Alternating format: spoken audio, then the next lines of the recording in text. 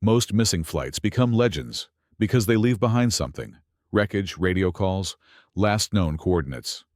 But Flight 914A left behind nothing at all. No debris, no black box, no radar track, no boarding record, no flight plan, no existence. Officially, the United States has never acknowledged that Flight 914A ever took off.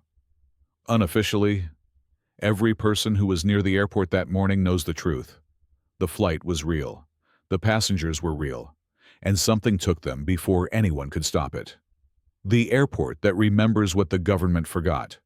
On September 12, 1998, a quiet regional airport outside Helena, Montana experienced an unusual early morning fog. Not the drifting, soft kind that rolled over hills, but a thick, luminescent haze that clung to the ground like it was alive. Airport worker Daniel Hurst arrived before sunrise.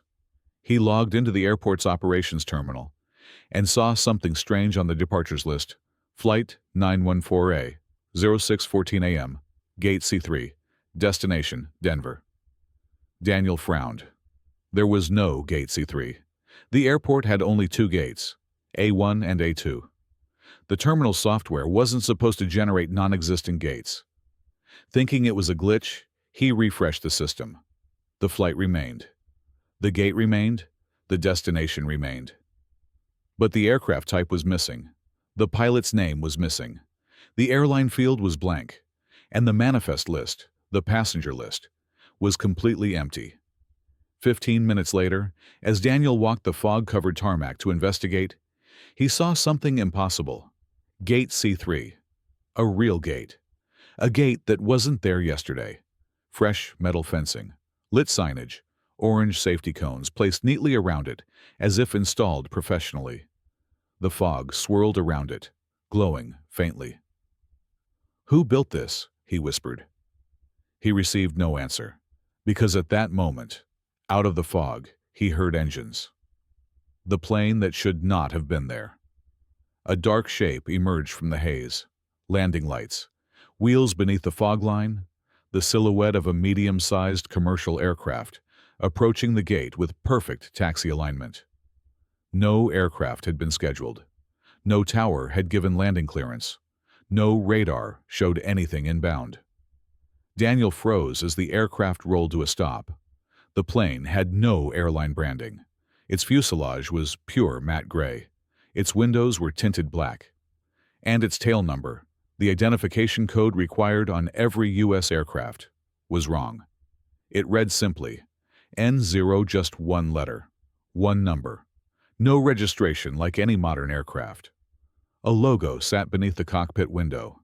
Not of any airline, but a simple circle cut by a vertical line, with 3 small dashes at the base. The same symbol reported decades later in classified U.S. documents, under the designation Group Echo, Airborne Division. A group the government denies exists. The plane powered down. The fog thickened. And inside the silent terminal, the display updated. Boarding now, Flight 914. Daniel didn't remember moving. One moment he was staring from the tarmac. The next, he was standing inside Gate C3. But Gate C3 had no staff, no passengers, no boarding agent. Just an open jet bridge leading to the aircraft door. He heard footsteps behind him. The passengers who were not on any list. 11 people approached the gate. They walked calmly, quietly, each holding a boarding pass with the same printed code, 914A. Their clothing didn't match any era. Some looked modern. Others looked like they stepped out of decades-old photographs. One wore vintage flight attire from the 1950s. Another carried a briefcase with brass locks. A young woman held a teddy bear whose fabric pattern hadn't been produced since 1972. Daniel asked, "Where is this flight going?" None of them responded. Not with confusion, not with annoyance, with understanding. Like they knew he wasn't supposed to be asking questions. One man, a tall figure in a wool coat, leaned close and whispered, "You don't hear it yet." Daniel stepped back. "Hear what?" But the man only smiled and walked into the jet bridge. One by one, all 11 boarded. Not a single bag checked. Not a single electronic device. Not a single word spoken. At 6:14 a.m., the precise scheduled departure time, the aircraft door closed. But the engines never started. Because something else arrived. The shadow above the plane. A deep rumble shook the fog. Not mechanical, not thunder. A vibration that Daniel felt in his teeth. Lights in the terminal flickered. Glass trembled. And through the fog, a massive shadow appeared above the runway. Silent, slow-moving, impossible. It wasn't a plane. It wasn't a helicopter.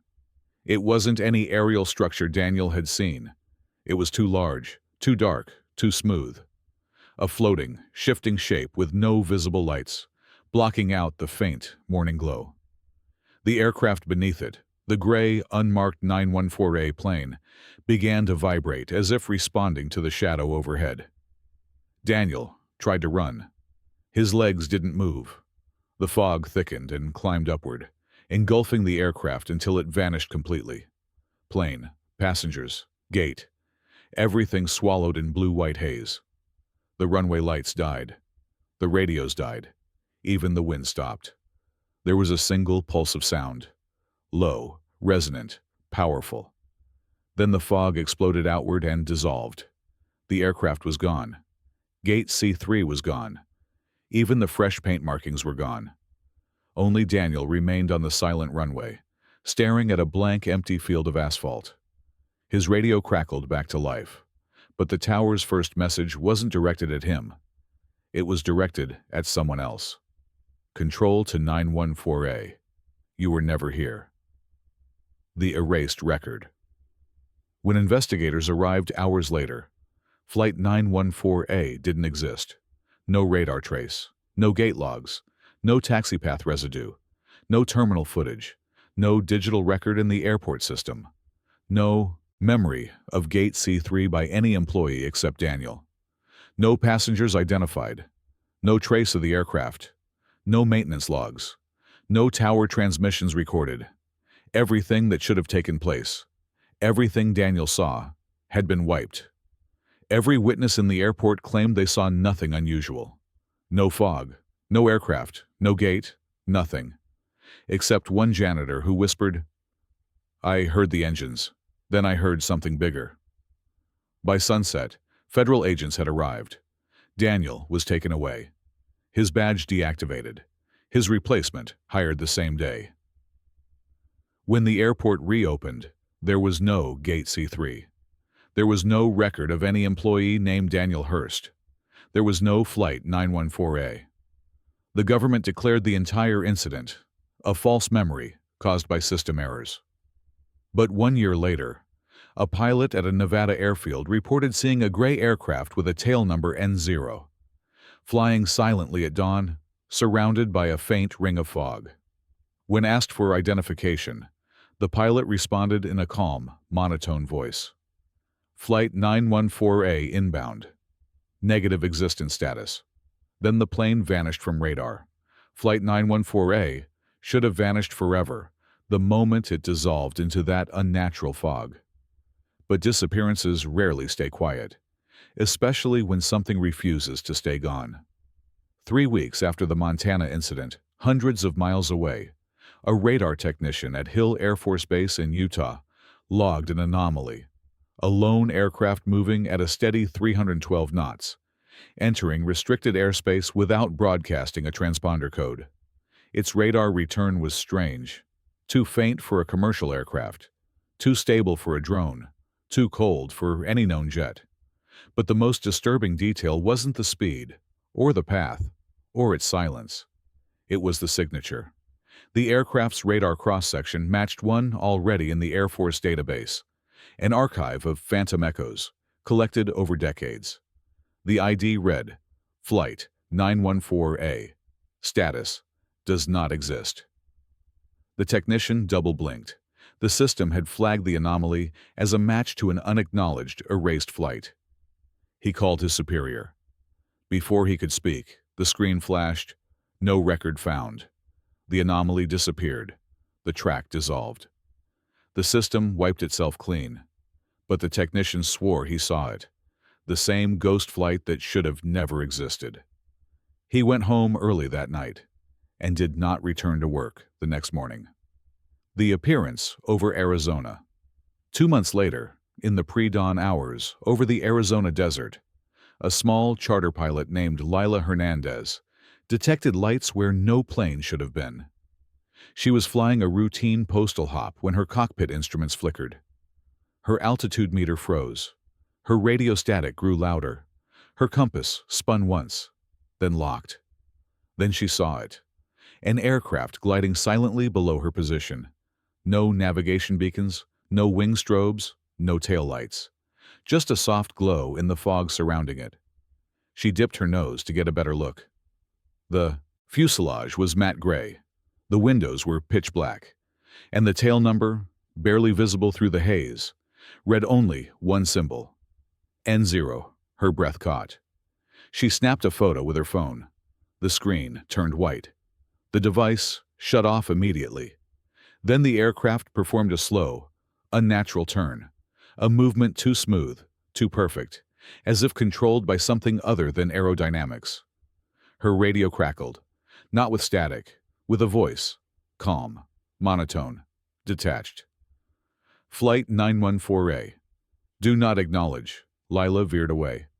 Her plane shook violently, like turbulence caused by an invisible force.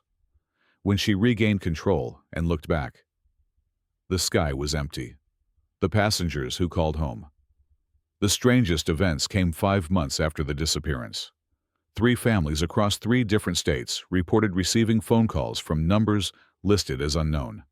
The voices on the line were unmistakable. Parents, siblings, spouses who had allegedly boarded Flight 914A. One mother in Idaho answered the phone at 2:03 a.m. Her son's voice came through, calm, slow, eerily detached. "Mom, I'm okay."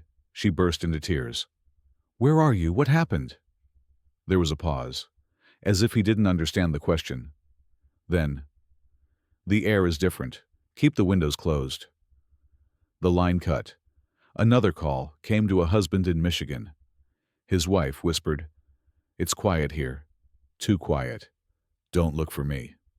A father in Georgia received the third call. His daughter said, "We didn't land. We moved." He asked, "Moved where?"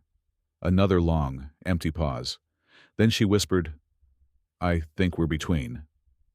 Every call lasted under 20 seconds. Every voice sounded wrong, emotionless, hollow, like someone speaking while half asleep or underwater. The numbers, when traced, didn't exist. And all phones used to receive the calls suffered permanent audio distortion afterward, as if the frequency itself had damaged the microphone. The gate that appeared in Colorado. In a small regional airport near Grand Junction, a custodial worker discovered something strange during his 4 a.m. shift. A boarding gate that wasn't there earlier. Exactly like Montana. Same design, same placement, same signage. Gate C3 he approached. The lights flickered above it. On the display screen, a single line flashed. Boarding, Flight 914, status in transit. The jet bridge was attached, but there was no plane outside. Just darkness and an empty runway. The worker backed away slowly. When he returned with security personnel, the gate was gone. Every sign, every wall sheet, every bolt. All vanished like it had never existed. But the worker had proof. He had taken a photo. Or so he thought. When he swiped open his phone, the image showed only fog. Thick, glowing fog rolling across an empty hallway. No gate, no screen, no structure. Just the same haze that swallowed Flight 914A on the day it vanished. The internal memo they weren't meant to see. A month later, a whistleblower leaked a page from a classified FAA document titled MK Air Echo Class Non-Physical Aviation Events. Under Section 7.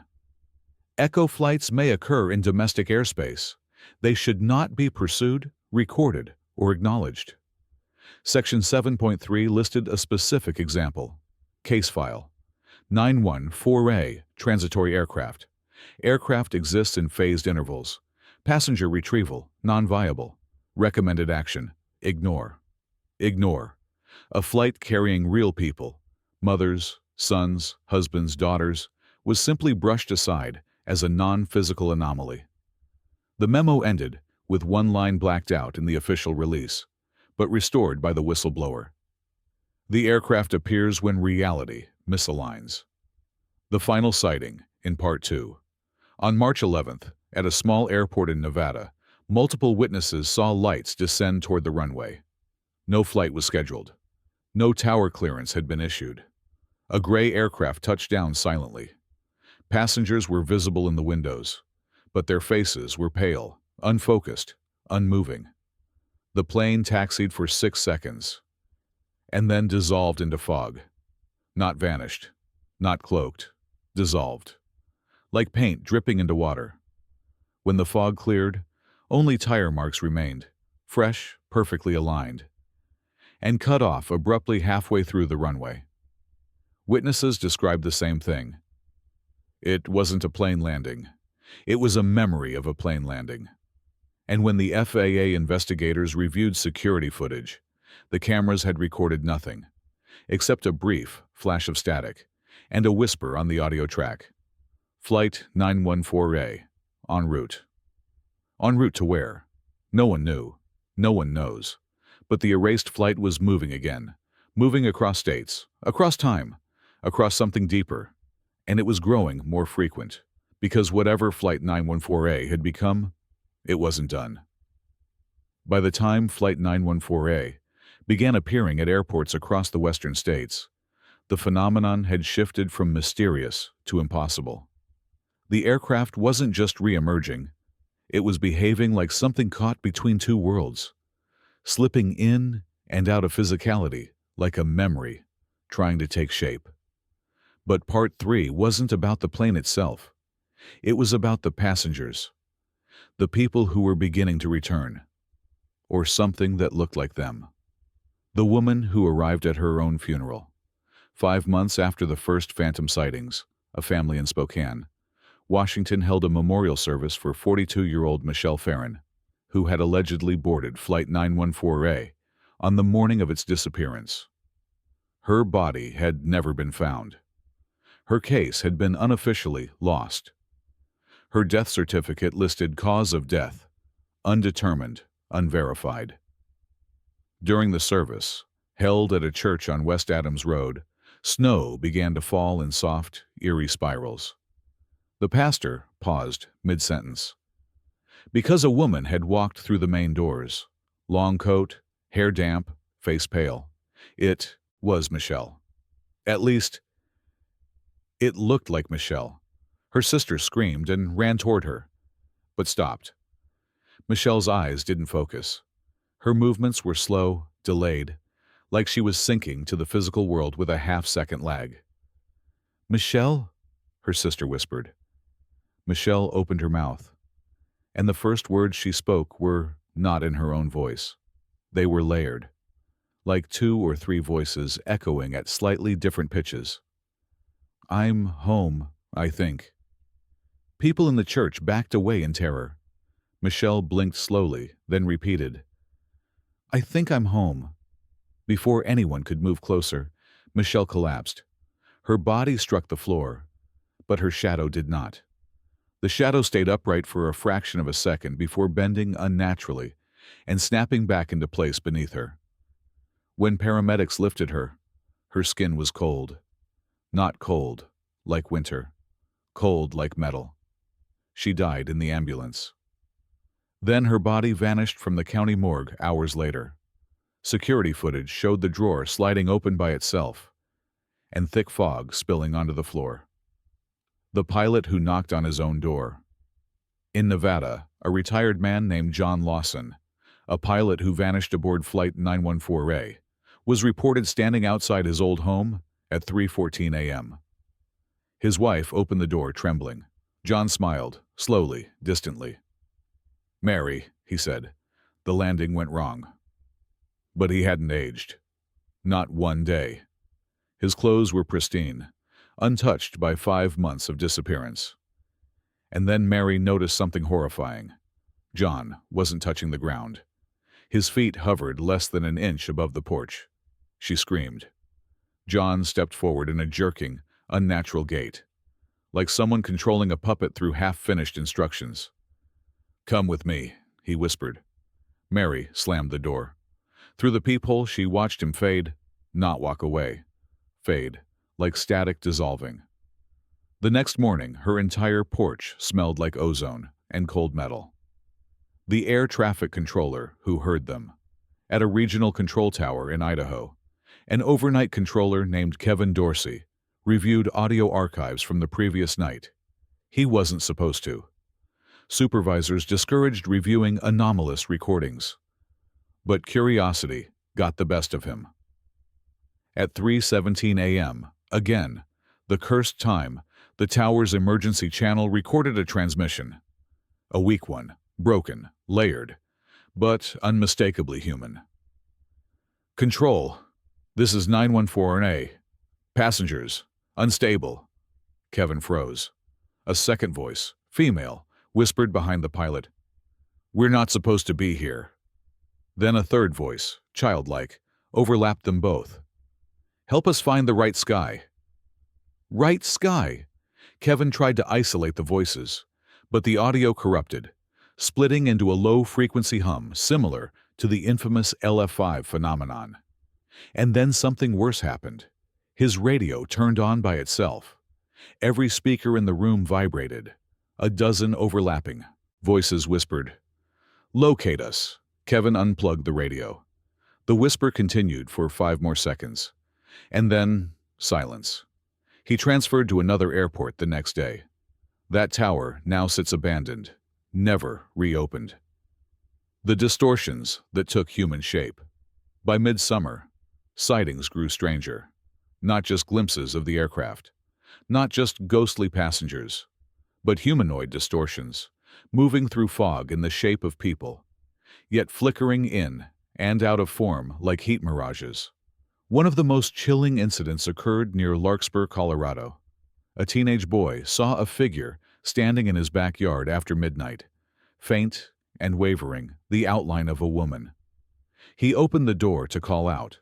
The figure tilted its head. Its limbs shifted, bending slightly the wrong way. Then, it stepped forward, and its face stabilized into a woman's face, a face he recognized, his mother. But she was inside the house, asleep. The distortion smiled. Too wide, too slow, stretching like it was learning the gesture for the first time. Then it whispered, in a glitching, doubled voice, "Wrong one," and dissolved. His real mother woke screaming moments later, her ears bleeding from an unexplained pressure imbalance. The government's worst fear confirmed a leaked document surfaced from a black-budget division, known only as MKAR, Echo Analysis. It contained a chilling entry. Phase slip entities associated with 914A appear to be learning. They imitate passengers. They imitate voices. They seek resonance points. But the final line was redacted. Recovered by the whistleblower, it read, "Their goal is not to return. Their goal is to anchor." Anchor what? Or anchor themselves. And to where? The return of the aircraft. At 4:10 a.m. on August 9th, multiple pilots across 4 states saw it. Flight 914A, flying low, unmarked, silent, windows dark. But this time, something was different. The plane looked more solid, more real, more present. As if it was slowly reclaiming physicality with each appearance. As if the passengers were getting closer. A Southwest pilot described the encounter in her report. The aircraft wasn't flying. It was sliding through the sky, like a memory being replayed over the clouds. Then she added something blacked out in the official record. There were figures in the windows, dozens, watching. When controllers attempted to make contact, the aircraft finally responded, "Flight 914A, returning, but not complete." Then In a chilling whisper, "Prepare the gate," and the radar return faded. The stage is set for Part 4 by now. The pattern was clear. Flight 914A wasn't a lost aircraft. It wasn't a ghost. It wasn't a glitch. It was transitioning. Its passengers were crossing back, piece by piece, moment by moment, slipping into our world like shadows, finding light. And the next time the plane appeared, it would not come alone. It would come with all of them. And something else. Something that had boarded with them. Something that never disembarked. For months, Flight 914A appeared only as a shadow, a distortion, a half-memory drifting through the American sky. But on the night of October 3rd, the impossible happened. It landed, fully, physically, and every government agency that had denied its existence was suddenly forced to confront a truth they could no longer erase. The airport that wasn't ready. It began at 2:51 a.m. at Pueblo Regional Airport in Colorado. A junior air traffic controller named Kara Winslow noticed something strange on radar. A perfectly stable aircraft signature at 6,000 feet descending on a direct approach. But the ID tag read, not a number, not a code, just a blank line. She radioed, "Unidentified aircraft, identify yourself." 5 seconds of silence. Then the speakers vibrated with a layered voice. 914A, inbound. Kara's blood ran cold. She tried again. The voice repeated the same phrase. Calm, slow, emotionless. 914A inbound. No altitude, no heading, no souls on board. Just those two haunting words. The lights that were not from this world outside, the runway lights flickered. Once, twice, then stabilized under a strange, bluish tint. Fog rolled over the tarmac, glowing faintly, like something inside it was alive. Pilots, sleeping in their break rooms, woke up instantly, jolted by a deep vibration in the walls, not loud enough to be heard, but powerful enough to feel through bone. At 3:02 a.m., Kara saw them. 2 landing lights piercing the fog, drifting downward in a glide so smooth it didn't match any known aircraft's descent profile. No pitch adjustments, no thrust fluctuations, no aerodynamic corrections. The aircraft wasn't flying. It was arriving. The tower phone rang. It wasn't from any extension inside the airport, Kara answered. A man spoke in a dull, empty voice. "Open gate C3."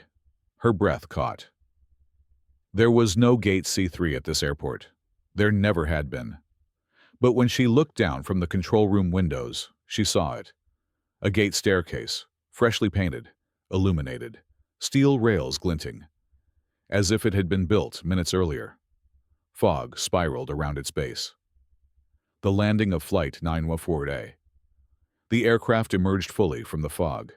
Matte gray fuselage, no airline markings, no strobes, and the same impossible tail number, N0. Its wheels kissed the runway without sound.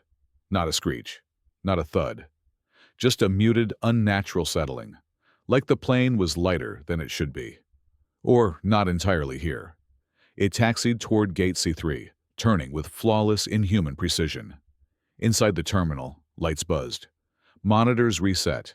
Every display flickered to arrival, Flight 914A, status, processing gate, C3. A line of frost crawled across the floor tiles nearest the gate, as the temperature dropped 40 degrees in seconds. Then, the aircraft door opened. What stepped out first? A figure stood in the entrance, motionless, backlit by the dim interior of the plane. Its silhouette looked human, but its posture was wrong. Too rigid, too tall, head tilted in a perfect, unnatural angle. When it stepped into the jet bridge, fluorescent lights flickered violently.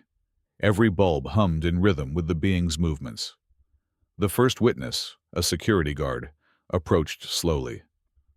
"Sir, are you okay?"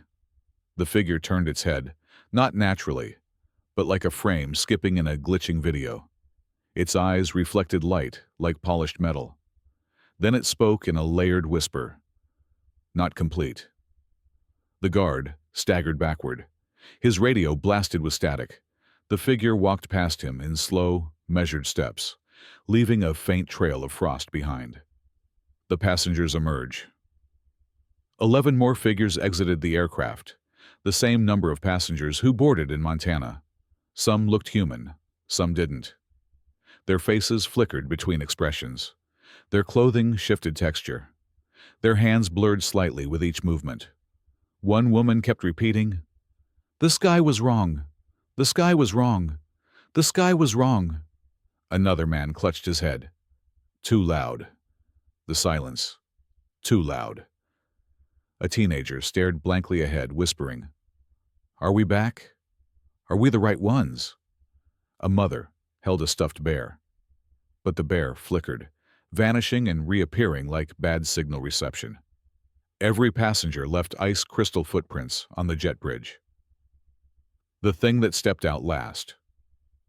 Just as officials approached the jet bridge, the aircraft interior darkened. Lights died. Fog rolled out in thick waves, and a final shape emerged. Not humanoid, not recognizable, but tall, narrow and shifting like a column of bent air. It moved with intention, flowing rather than stepping. Sensors in the terminal spiked. Every electronic device shut off. Monitors shattered. Glass vibrated. The temperature dropped to 18 degrees C.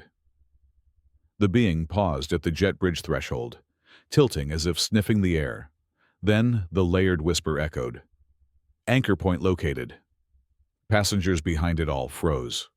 Their faces turned upward, staring blankly. The column-like distortion drifted toward the terminal floor and began to change shape. Not into a human, not into an object. Into something like a tear in space, a distortion that sucked the fog inward, bending everything around it. Kara screamed from the tower, "Get out of the terminal!" But it was too late. The lockdown within 3 minutes. DHS, FAA Black Air Division, Military Rapid Containment Teams, MKAIR Echo Response Unit. All swarmed the airport. Every runway closed. Every road was sealed. Every phone jammer activated. Officials stormed the terminal with specialized equipment, not weapons, but resonance projectors designed to neutralize non-physical intrusions. They weren't surprised. They weren't confused. They had been preparing for this exact event. One agent shouted, "Phase slip entity is forming! Move, move!" The distortion responded, stretching, pulsing, splitting into fractal arms of light and shadow. Passengers began screaming. Their bodies flickered violently, their forms destabilizing. Some collapsed, dissolving into mist. Others were pulled toward the distortion, like gravity reversing. Agents deployed resonance cannons. Blue shockwaves rippled. The distortion shrieked, not in sound, but in pressure, shuddering the entire building. And then, everything stopped.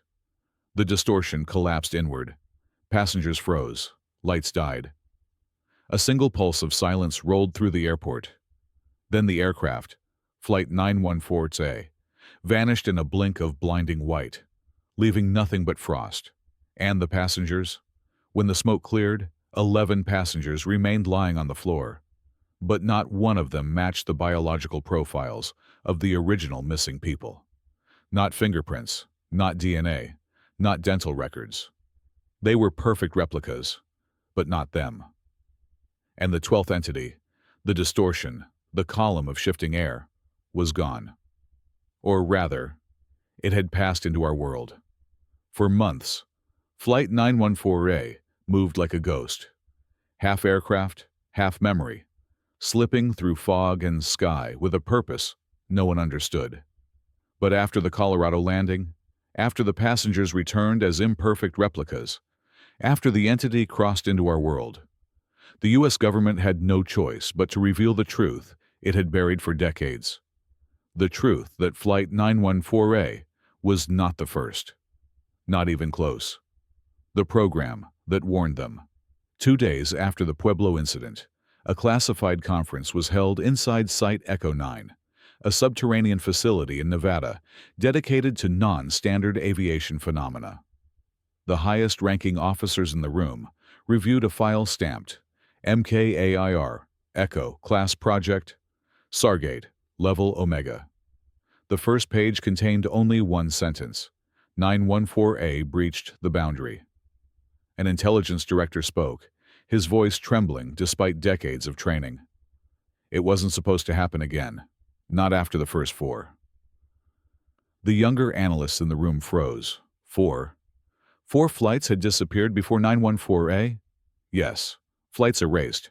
Flights denied. Flights never acknowledged on the record. The director opened a rusted steel case labeled Stargate Archive, 1962-1991. Inside were photos. Faded, grainy, horrifyingly familiar.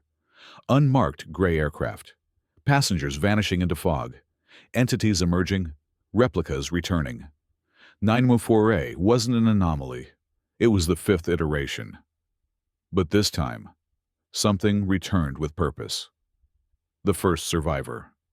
In a quarantine chamber below Site Echo 9, the government interrogated one of the surviving passengers from 914A, a man who resembled David Rourke, a real estate agent from Bozeman, Montana. His face was correct. His height was correct. His voice nearly matched. But his biometrics were wrong, a fraction of a percent. His fingerprints repeated impossible loops. His irises glitched under infrared. And his shadow didn't always move with him. A senior scientist began questioning him. "David, what happened aboard 914A?" The replica blinked slowly. "We didn't land." "Where did the aircraft go?" A long pause. "We slipped." "Into what?" Another pause. Then softly, "Between." The scientist leaned forward. "Between what, David?" The replica tilted his head, hearing something the others couldn't. "The air there vibrates differently. There is no night, no ground, only layers." "What layers?" "Layers of reality where sound becomes shape, where light becomes pressure, where thought becomes travel." He breathed in shakily, as if remembering something painful. "We weren't supposed to enter it. We hit a wrong angle. We drifted too close to the veil." The scientist whispered, "What veil?" The replica's next words chilled everyone in the room. "The veil that keeps them out." The entity speaks.